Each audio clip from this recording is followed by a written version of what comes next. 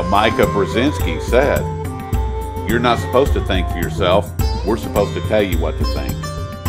Oh, exactly. Yes. Yeah. We don't want you to think on yourself because we're elitists. We're better than everyone else. You guys are the peons. We're elitist class because we're in the media. Yeah. Just completely disheartening of what the media should truly stand for in America to share the truth, to get the information out. But it's been that way for years, Rory, unfortunately. And finally the truth is coming out and people are starting to understand that, maybe I have been lied to for several years.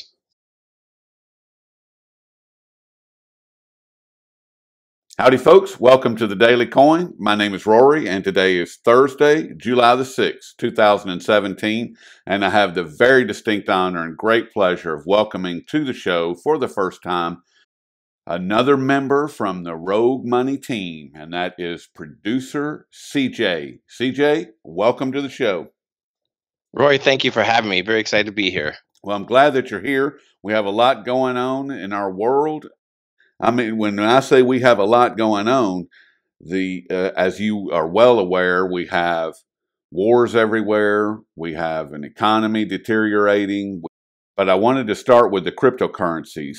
And do you see, CJ, these gold-backed cryptocurrencies being another distraction from physical gold ownership like the ETFs? Or do you see them as a viable option to actually save and use gold? Well, I think we're looking at it from a couple different perspectives, and obviously you have now rumblings of a couple different things that are factoring into place. First, you see China, talking about looking at a different settlement method, potentially using a cryptocurrency that is gold backed. You also hear rumblings coming out of the Middle East with the UAE looking at these different cryptocurrencies and how they can be utilized. So in terms of gold and gold backing, I think that's why they're trying to bridge that gap between the confidence of people that don't understand necessarily how cryptocurrencies work. And let's face it, Roy, it can get confusing, right? When you say that somebody is mining a coin using a computer graphics card, right? I mean, okay, Yeah. so tell me exactly how that has value. So I think what you're saying is more of a mentality build of building the confidence of cryptocurrencies, directly linking it with some of the folks who have been in the past historically tied to gold and silver. So I think it does have value. Now, what I would encourage people to do is, and because there's so much information coming out, I would really do your homework. There's every day, Rory, there's a new ICO that's a new coin that's being mined, and how it's going to work, and it's the new hype, and its market cap. So I would really encourage your listeners to kind of, in a way, to research, and then also to stick with what they know, stick what they're comfortable in, because at the end of the day, it's their money that they're investing. It's their money that they could gain or they could lose. So there is a certain amount of uncertainty with it. And like anything else, there has to be calculated risk associated with the cryptocurrency market. Yes, and I agree with everything you just said, in particular, the research part, which is where I'm currently at, because I'm the first to admit I don't know enough about cryptocurrencies. I know that they have captured the attention globally. That's one aspect of it. Another aspect of it, CJ, is that they scare me, to be perfectly honest, because I kind of come from the Catherine Austin Fitts train of thought, in that I see it, what's happening right now, as laying the groundwork for the banksters.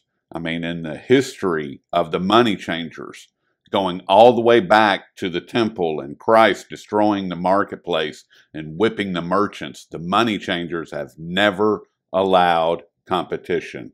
With all the banksters and the sovereign and state governments, the IMF, the United Nations, and all the banking scum, including Blythe Masters and the utility settlement coin cryptocurrency that was developed for central banks by the likes of Citi, Santander, and Bank New York Mellon. I'm having a hard time being convinced that the banksters are going to allow cryptos to compete for their power and privilege. Am I still not understanding enough, or all these criminals that we report on every single day? That's what scares me, is that, Citi, Santander, Bank New York Mellon, these are criminal organizations. Blythe Masters, utility settlement coin, cryptocurrency developed for central banks. I mean, that's a lot. Yeah, no, I agree with you, and I think it's something that does need to be concerned. If you think of the cryptocurrencies and its initial, utilization, it was built off of built around a peer-to-peer, network to really decentralize the monetary system. It was, and right now what we're seeing, it's being so disruptive to the criminal banksters, Rory. Now they're starting to put their attention on it, both in the form of, okay, how do they bring cryptocurrencies into their umbrella, but then also we know their impact and their lobbying efforts in Washington D.C. So now we're also seeing a huge concentrated effort in DC with our elected representatives to also bring cryptocurrencies under the umbrella of currency exchange and wanting to regulate it. So all those things are warning signs, or kind of indicators. But I also would encourage people to kind of think back to the days of the internet, of when the internet first started, and people didn't understand how the internet worked, how they could, think about it when we used to get our newspapers in our mailboxes, and we used to walk out each morning and, sip our coffee and read the newspapers. I don't think that back in the days that we could have told some of those traditional news organizations that, listen, there'll be a point where you're going to lose probably the majority of any paper deliveries, because people are going to be looking at all their information on the internet. So I think at a point there is kind of a fear of the adaptation to cryptocurrencies. People understanding how it works, kind of like the internet. That, oh, it's, you don't want to allow the internet in your home because it's the sign of the devil. A lot of bad things can happen. And now you take a look at how much the internet has evolved so many different industries. Everything from logistics to transportation to the corrupt stock market and their market rigging. So look at cryptocurrencies kind of the same way. And I think people have a tendency to naturally fear a little bit things that they don't understand. I'm guilty of it, right? I mean, I sometimes I feared cryptocurrencies. I'm like, oh, how does this work? And it took some time to research, to understand it. So from an investor standpoint, whether you're looking at cryptocurrencies as an investment or looking at it as a utility, I think the most important message for the listeners is to stick with what they know, and then if you don't know it, to take some time to research, to understand it, but don't necessarily fear it. And at the same time, that to understand that, what's your goal going into it. I can't understand. You really need to take a customized approach, to the markets, with cryptocurrency. People have to do what's right for themselves and their family, and that's something that they really shouldn't allow anyone really to dictate for themselves. Each family understands their own financial situation, and they need to take, strategic, risk or no risk, with this evolving market of cryptocurrencies. What I fear the most, CJ, is that the cryptocurrencies are laying the groundwork for cashless society. And when I read about the utility settlement coin, and I'm one of the few people out there that have reported on this or that discusses it at all, and this was developed for the central banks. When I first read about it, it was like, there it is. So they have 4 different currencies that this cryptocurrency is tied to, and that's the dollar, the yen, the euro, and the French franc. And it was developed to trade at parity. One cryptocurrency, one USC, $1, one USC, one franc, one USC, one euro, one USC, one yen. Same right across the board. Well, yes. But let me allow me to finish, because Yeah, go ahead. Yep. the part that scares me is that this is going to be the platform in which they take our currency away, our hard currency, our physical cash, and move us into a cashless society. That's the part that I'm concerned with. That's the part that scares me, because when you take physical cash away, then your sovereignty is gone. Period. You have all of your freedoms are gone at that point, and that's my biggest concern with what's happening with the cryptocurrencies. Right, and there has been a very concentrated effort, the past, several years. If you look at some of the policies that banks have instituted regarding cash, that Yes. any cash deposits over a certain amount have to be recorded. You're not allowed to deposit cash into an account that you're not account owner of. So I definitely understand that perspective of the worry of a cashless society. The other perspective that comes into that as well, Rory, is the aspect that at some point, what potentially is that cash, going to be worth? And I think for that reason, that's why there are a lot of people who are looking to diversify, out of cash. But the worry regarding a cashless society, you know, take a look today as far as how many people traditionally have a Visa debit card. Think of the days when people used to go to the grocery store and write a check, for their purchases. Where today, majority of people, traditionally have a debit card. I know I'm guilty of it as well. That there's several times where I don't have cash, and that's shame on me, because either my kids raided my wallet or something else happened.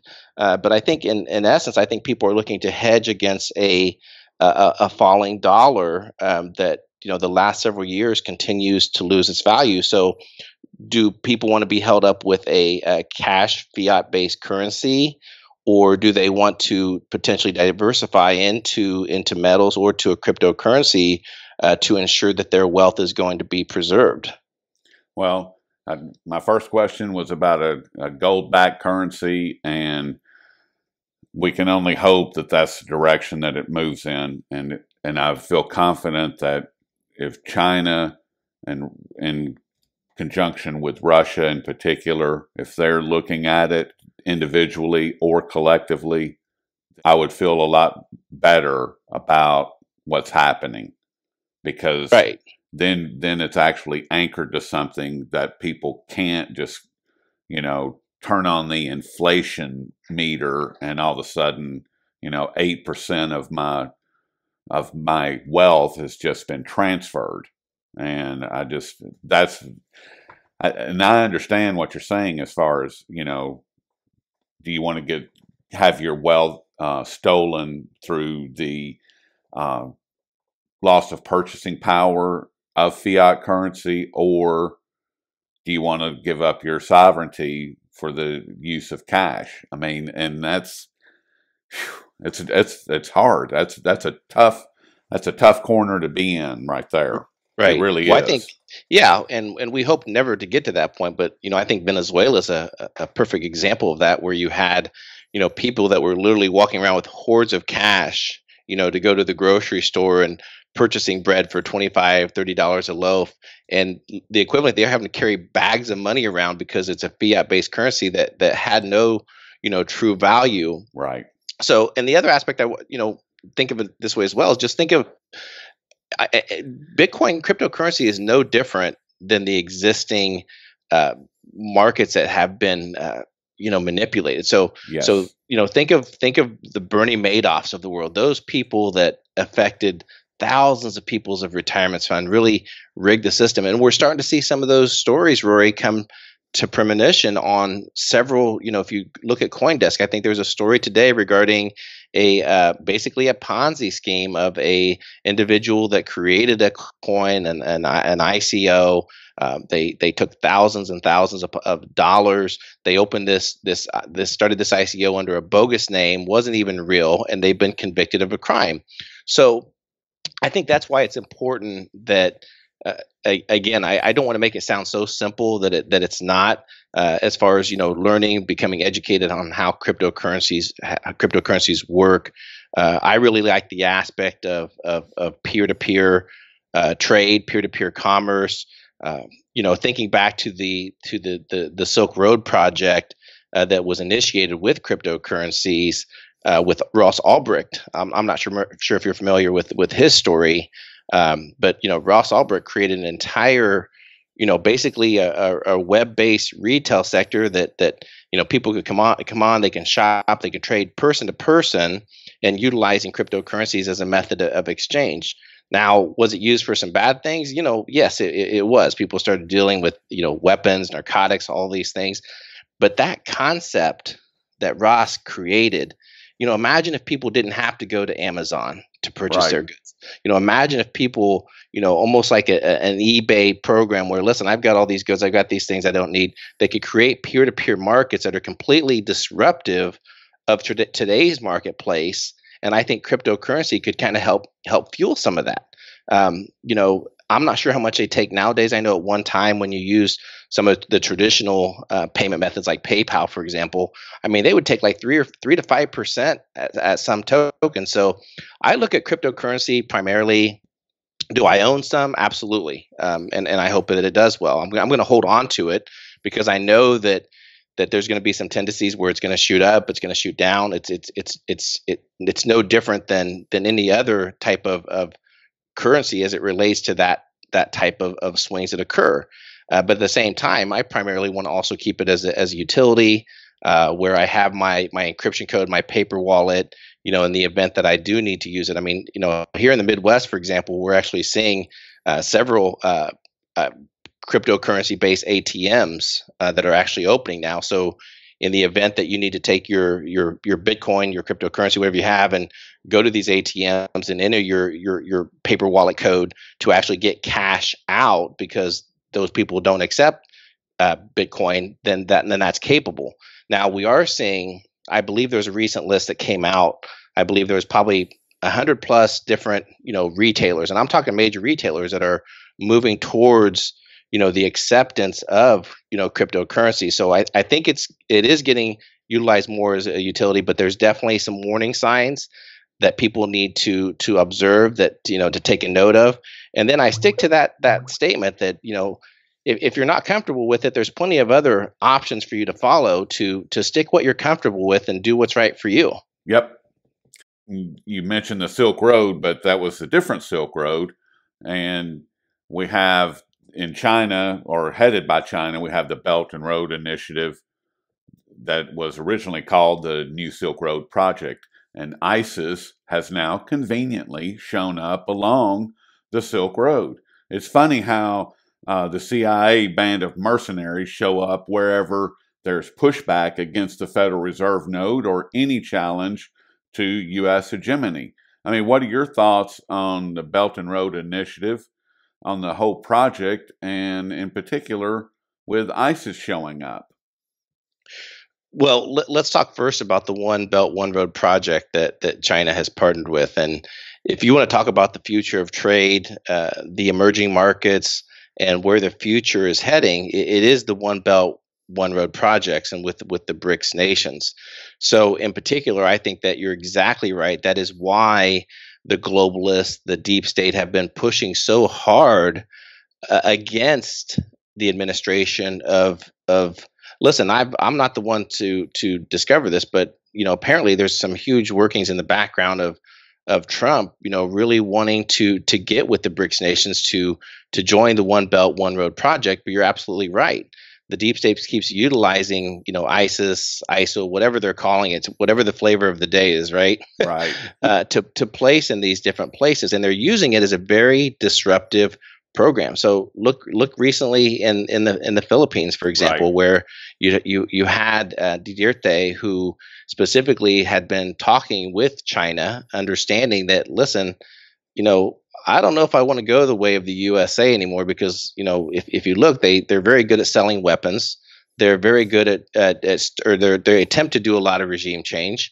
I could be next, and I better start partnering. And then what happened? Like literally less than 48 hours, ISIS is at his doorstep and creating havoc there, where he had to intervene and get insert himself. And it wasn't only in regards to his discussions, with China, but it also had a lot to do with his impact and what he has been, targeting with the drug trade, in his country. He has specifically been going after these illegal drug trade that, that for several years has been backed by the CIA, Yep. backed with these organizations to use to fund their covert, wars and the things that happen. So that's definitely, what we're seeing there. And then in terms of, it kind of goes hand in hand a little bit with it, not so much specifically regarding the BRICS, but more importantly that what we are witnessing is a complete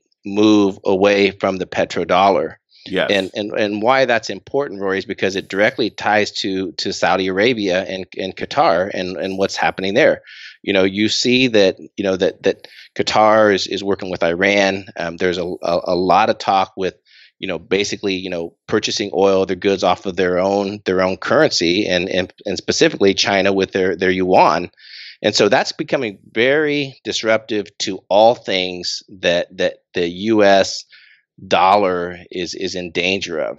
And I would even say at this point, I think the petrodollar, is dead. It is coming to an end. And I think the Saudis realize that. And that's why there was a run for the door to point fingers at Qatar to say that, hey, listen, you're the evil of the Middle East, not us, even though we both know that both those countries fund terrorist organizations, in particular in Syria. So I know I went off subject a little bit as far as the One Belt, One Road project. Good stuff. But you specifically know that Trump has taken us away from the EU a little bit. Him backing out of the climate deal, the Parent Accord, with the Yes. environment, the climate change.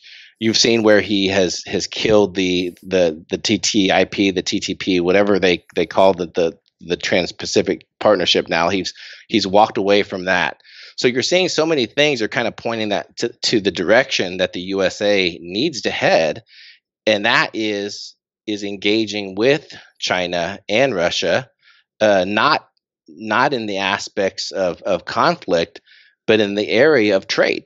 I mean, look at the U.S. trade deficit. Do we not understand that these massive trade deficits that are occurring are only going to expand? We're only going to see that trade deficit grow even larger and larger. And I would even take that one step forward. I think that's specifically why you're seeing so many retail outlets close today, Rory, is the fact that they understand that at some point the credit market's drying up from supporting these retail outlets that are closing so massively. The retail apocalypse that's happening right now. Mm-hmm. I think that people specifically understand that at some point, these retailers, especially the softline retailers, they understand that at some point, when they go to purchase their inventory for overseas, Rory, that when they go to purchase those inventories, those merchants in China, the Philippines, Taiwan are going to say, that's great if you want to purchase your goods, but we don't want your US dollar anymore. I think that the writing is on the wall. I think that's a very clear picture, and I agree that some of these retailers are getting out for that very reason. It was probably a decade or more ago when I had a box of crayons, box of Crayolas, and I was looking at it. I was looking at the color, and right below the color it said "Made in China," and it was just like, my God, we can't even make crayons anymore. It's like, what's up with that? That's when I knew that we were in serious trouble, and this was before I even knew what was going on with our economy. I mean, and the impact of shipping all of our jobs out. Belt and Road Initiative, a few months ago, they had an annual meeting. Everybody was in attendance. There was well over 100 nations represented, and Trump very quietly sent a group of 4 people to that meeting. Wasn't any big announcement, hardly even made any news whatsoever. I didn't even know it until I'd interviewed Jeff Brown, and he brought it to me. And he said, yeah, there was a group of four people from the Trump administration that were in attendance, and they sat quietly in the corner and just listened. And that anybody that's not part of that, and the AIIB they're just gonna lose. They're gonna be out. I mean, something that's 11 times larger than the Marshall Plan is going to have a global impact. And the Belt and Road, or I'm sorry, the Shanghai Cooperation Organization, which is the military arm of the Belt and Road Initiative, the SCO represents well over 50% of the population of this country, as well, and on top of that, over 70% of the natural resources on this planet. So this is and these two alliances are closely knit. Otherwise, it wouldn't work. I mean, you've got to have protection for what's happening, and the SCO is kind of moving in that direction, while the BRI, the Belt and Road Initiative, is more on the economic side. And all of this is well underway. I mean, these projects are well developed at this point. There's no turning back, in other words. So there's no turning back. There's no way of changing it, and just in terms of, not only the trade settlement, but also how these countries are looking at each other's currency and stating that, look, we can work deals to, work with each other's currency, to do trades, do currency swaps, basically. Yep. So from this huge agreement that basically that China and Russia just reached, I mean, they can continue to solidify these partnerships. So they're thinking, not for the next 5 to 10 years. These are strategic thinkers that are thinking 25 to 50 years, from now, specifically on what is commerce going to look like, what is trade going to look like, and then also more importantly is that, how are we going to establish these funds? What are we going to utilize these funds for? And when you take a look at some of the infrastructure projects that are going to occur within these countries, a lot of those things that the U.S. could benefit as well with our roads, our highways, our infrastructure programs. So we could definitely take a note of that. And the sooner that the USA joins the BRICS nations, the sooner that the media, the John McCain's of the world, the old dying paradigm that is occurring is that we're seeing those things flip, and it's a very exciting time for us to be entering this huge paradigm shift that is occurring globally, and it's time for the USA to become involved, Rory, in the One Belt One Road project. I agree. And with China and Russia truly pushing back, I mean, and Putin recently saying no more of this nonsense going on in Syria, and then backing that up with a Russian fighter jet flying by a U.S. warplane. I mean, and then Xi basically telling Trump to mind his own business and honor the, quote, one China, end quote, agreement and get out of the South China Sea and let China deal with Taiwan. I mean, where does this leave the U.S. in the geopolitical arena? Because it seems that the power is all but gone. Yeah, it is gone, and our political leaders have truly failed us. Not only are we having challenges with our relationships, with these countries, but we're also some of the in stone, relationships that we have had. We're starting to change those as well. I mean, recently, Congress passed these new bills directly aimed at Russia as far as saying, hey, listen, we know it affects you, Germany, primarily, but we're actually going to put different tariffs on these things. We're going to pass this legislation. We know it's going to harm your economy, and Germany's pushing back. Germany's saying, you know what, we don't want this. We're not asking you to do this. This is our economy, not yours, and you have no right to be passing these laws, and they're not working. That's the thing that the media, our elected officials, they just keep on doubling down Yes. on their failed initiatives to change the world that's not occurring. And I'm glad that it's changing. It needs to occur. We're watching a complete shift in the media occurring right now, and I think it's just a matter of time.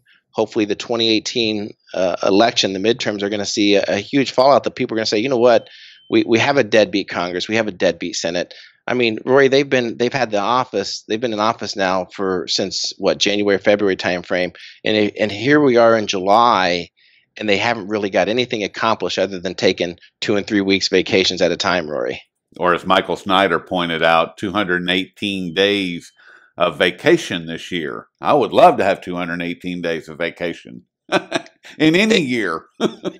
In any year, and this despite the fact that a lot of Americans are hurting right now. Yes. And I think that's one of the things that people understand, is that this fake economy that's truly not there. We're seeing, thousands of people lose their jobs. We're seeing the social programs, whether it's food stamps, Medicaid, Medicare. And I think truly, Roy, I think we have to start taking a look at the states of what's occurring at the states, because those are just small examples that are leading up to what's going to, deeply impact the United States. Is that they're going to have to make a determination pretty soon.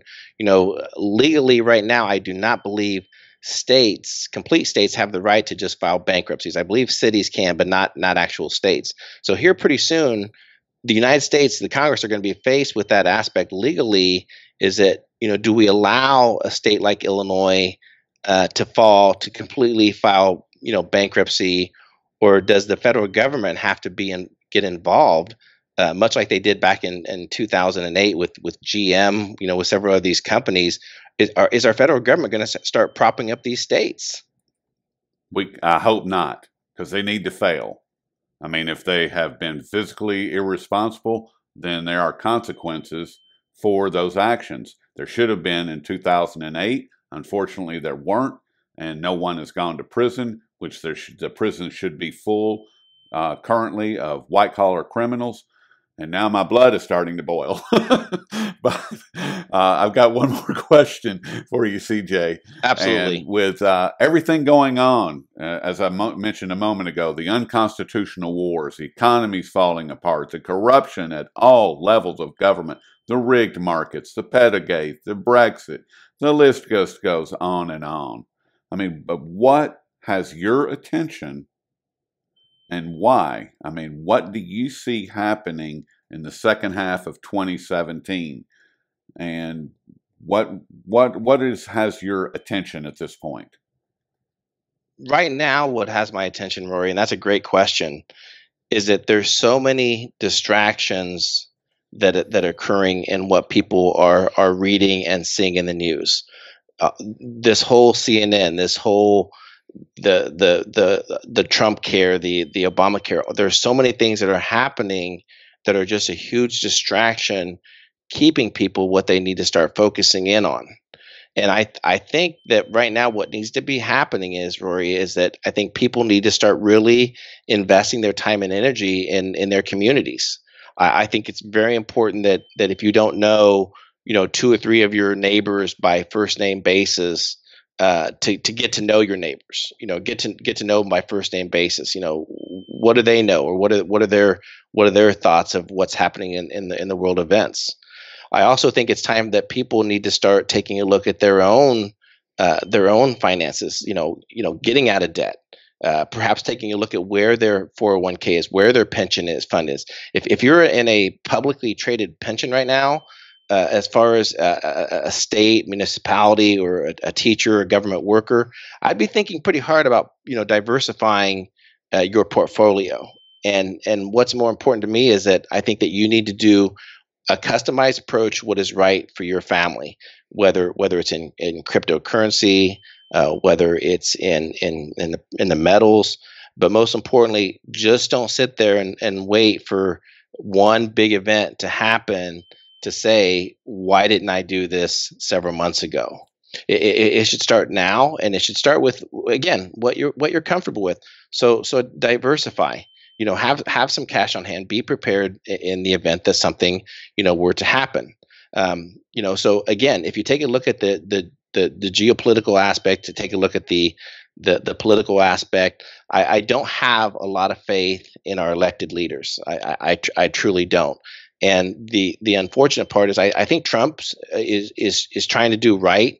I'm not a huge fanboy of Trump like some in the conservative media. I want him to do well, but he's one man and can only impact things a little at a time.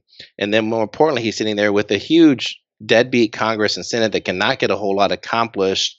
They haven't got anything accomplished, this year. So I think it's time for people to take a look at their own communities, take a look at community, do what's right for their families as far as diversing their investments, and start making some strategies and goals. Also with the upcoming economy, with the changes that are occurring, a lot of these jobs that the administration is talking about, Roy, a lot of these jobs aren't coming back. We are watching a pivotal moment of watching technology greatly impact about every industry, whether it's retail or manufacturing. So now's a good time that if you have a skill, you have a passion that you're good at, figure out a way to make money doing it. Figure out a way, start up a business. Do something that's going to be right for your family, but don't expect for these jobs to be coming back massively. It's going to take some. We're going to go through some hard times here.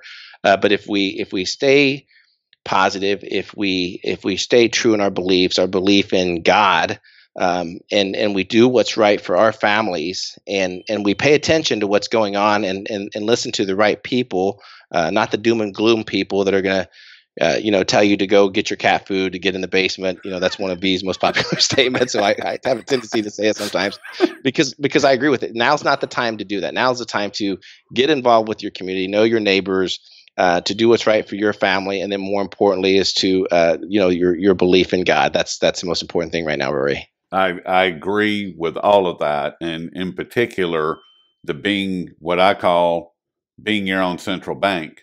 I mean, because our world, our individual world, our community, our world in general it starts with finance. It starts with our ability to be able to create commerce amongst ourselves. And I think that that's the greatest aspect of the peer-to-peer community as far as the cryptocurrencies, what they bring to the table. I think that that is the single greatest aspect of it, because that allows a person to conduct business. Rory can conduct business directly with CJ, and CJ and Rory can conduct business directly with a company in Kazakhstan, and we don't have any of the borders or any of that to constrain our ability to conduct business. That is the greatest aspect of what cryptocurrencies bring to the table. And if we bring that home, that one line, if we apply that to our world, our individual world, then things start looking a lot different. We take responsibility for our retirement. We take responsibility for our finances that are our day-to-day finances, and being prepared, like you said, having some cash on hand, having whatever it is that you need that makes your world function, having those items in abundance that will sustain you for 6 months, 8 months, 10 months, whatever it is that you're comfortable with, but have them on hand, have them where you can get to them. And a big part of that is, like you pointed out, CJ, knowing your neighbors, getting to know your community, knowing what supply lines that you have, who has security, who has water, who has children, because children are going to be, if something goes wrong, I've long said that parents of children will be the most dangerous people in the neighborhood, because those parents are going to do, the unprepared ones are going to do whatever it takes in order to care for their children, period. And if that means calling the authorities, that means raiding your house, that means ending your life, that's what they're going to do, period. And people can say, well, that'll never happen. Joe and Susie, they would never go there. They will go there. Believe me, they Right. will. And Right. Roy, I have one more point I want to make just real quickly too. Is Please. that I think it's a very important that people stop waiting for government to Yes. find the solutions or be the Yes. solutions. It's not going to happen. Your time more well spent is that, if things aren't right in your local community or in your state, run for public office, become involved with that. We're seeing right now a mass awakening that it's occurring, globally. So stop waiting for the government to find those solutions for you individually, because it's not going to happen. Be the change that you want to see occurring in the world around you. Yes. That's exactly it. Well, CJ, I think that's a great spot to end with. And we've been speaking with producer CJ, and you can hear him Monday through Friday on Rogue Mornings over on Rogue Money on YouTube. And do you do any writing? I haven't seen any written material. I may be overlooking it. I mean, Yes, I have a tendency, Rory, that whenever something comes to mind as far as writing, I usually put it in a video or put it. So I'm going to start doing more work over on my own YouTube channel. So that's producer CJ on YouTube. And then in addition to working with trying to bring the great information to you. So, our weekly shows that we do on Rogue Money, we always try to have a wide variety of guests. And then important, Rory, too, people with different opinions, because we're the first to admit we don't have all the answers. We don't. So we want to try to provide our listeners with some people that are very knowledgeable, like yourself and your channel and what you promote. So all those things. But yes, to answer your question, you asked a very simple question. I will begin writing at some point, Rory. simple questions have no simple answers. No, I'm glad to hear that, and I'll definitely check out producer CJ on YouTube and start publishing that over at the Daily Coin. And CJ, I certainly appreciate all your time this morning. This has been really great, and I hope that we can do it again in the not too distant future. Absolutely, Roy. It's been a lot of fun. All right, you take care. Take care.